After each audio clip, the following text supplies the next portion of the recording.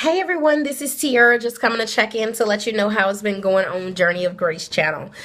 So just to let you know, from weigh-in on yesterday, I was 376 pounds still. I did not lose anything nor gain anything.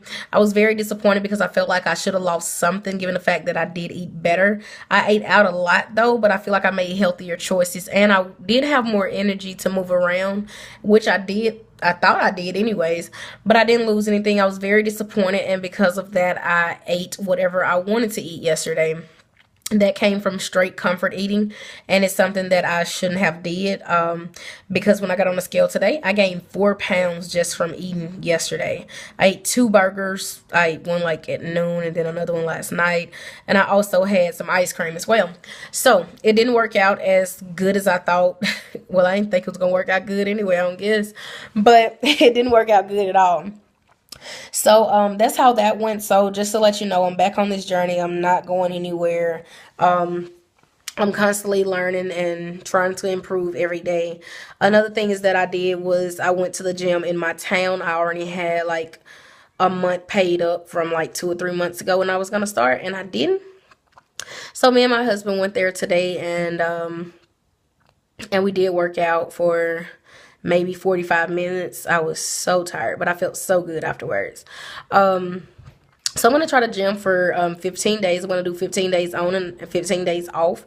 During the 15 days of going, I would go probably 5 days a week. The 15 days of not going, I will do different exercises at home. I will get up moving more, different things like that, because I want this journey I want people to see that you can lose weight without having the money to afford a gym membership. Just by going walking in the park, riding a bike, things like that. I want to put versatile to it. Basically, I wanted to be versatile. Like, you can do this or you can do that. If you got it like that, then you can do this. If not, then you can do that.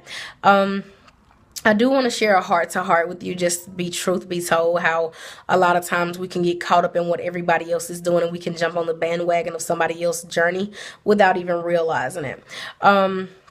I know one time I went to my husband, I was like, hey, I'm gonna go get me some protein mix from the GNC store. And he was like, what? And I was like, yeah, I'm gonna go get me a jug of protein muscle mix. And he was like, why are you trying to gain muscle and you're trying to lose weight? And I was like, I don't know. I'm gonna do meal replacements. He was like, meal replacements? Why are you gonna do protein as a meal replacement? I was like, well, somebody did it on YouTube, so it seems great. They lost weight. And he was like, but you're already losing weight, so why do you need to go add something else? He's the type of person that asks a lot of questions. He want to know why for everything. And a lot of times it bothers me, it irritates me sometimes, but a lot of times it actually helps me deep down inside, because it makes me think about it. It makes me think why I'm doing this, or what was the reason behind it. He don't like, I don't know. He don't want to hear, I don't know. So it causes me to really think about it and really to search within myself. So I am thankful that I have someone like that. Anyway, so that's one thing that I did. Another thing is people do cheat days.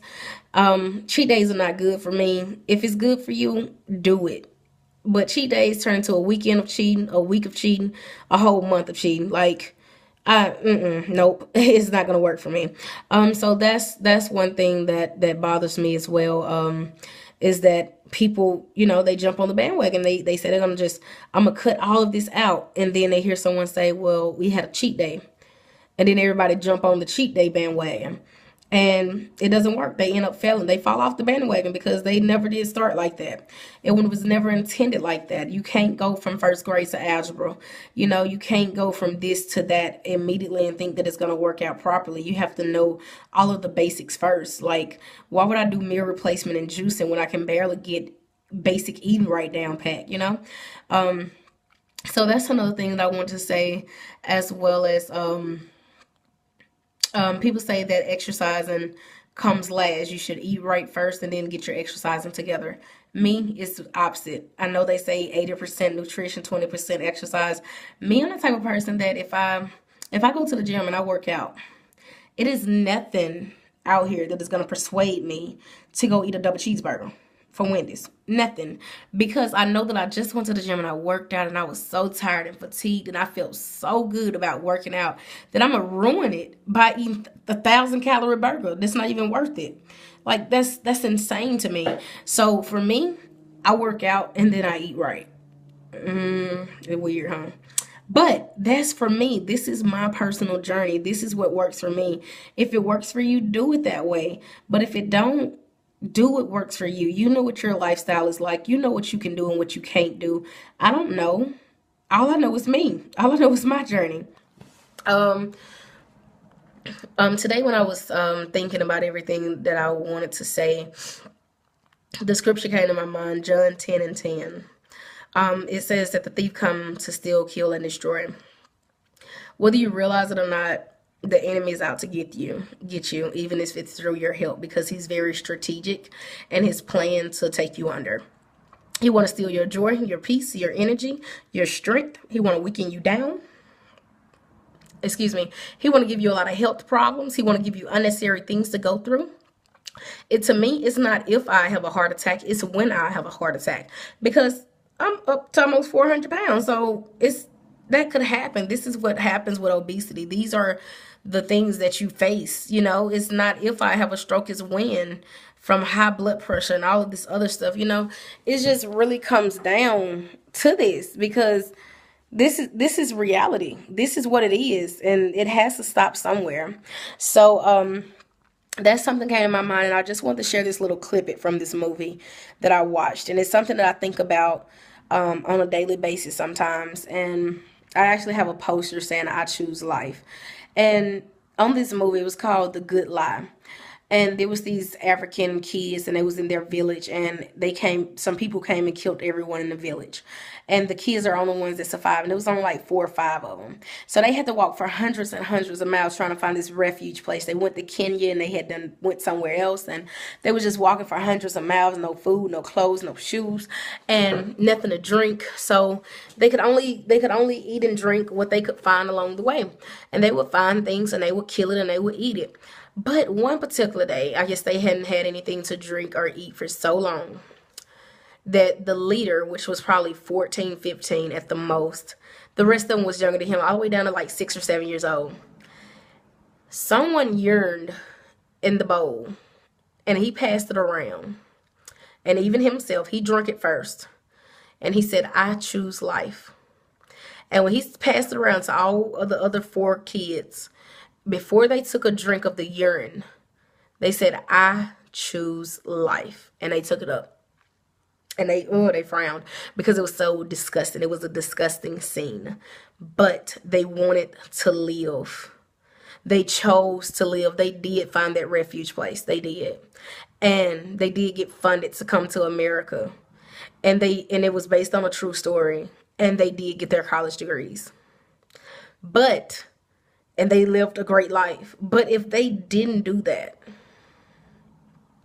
if they didn't make up in their minds that they had to choose life, how important is your life to you? How much do you value your life? A life that, because he said the thief comes to steal, kill, and destroy, but I come to give you life and more abundantly. Give you life and give you life more abundantly is what Jesus came to give you. How valuable is your life that he has died for you to have? It should be valuable enough for you to look at that cheeseburger, that pie, or whatever you have in your refrigerator and say, you know what? I choose life. It's that important to me. My life is that important to me that I will risk it all. I would do the craziest thing known to man in order to live. Because I should live and not die. Is your life really important? Is your health important to you? I don't care about all the controversies of you can't say you want to be healthy but you don't want to be skinny. All that's nonsense to me. Because the thing is that God doesn't judge by the outer appearance of man. He judges by the heart of man. So it's not about my body. I care less. It's about my heart. And I do want a healthier lifestyle. If it comes with me getting skinnier, hey, I'm skinny then. If it comes with me getting a medium decent size and I'm healthy and I have energy to do things with my kids and to do everything that I need to do, then great.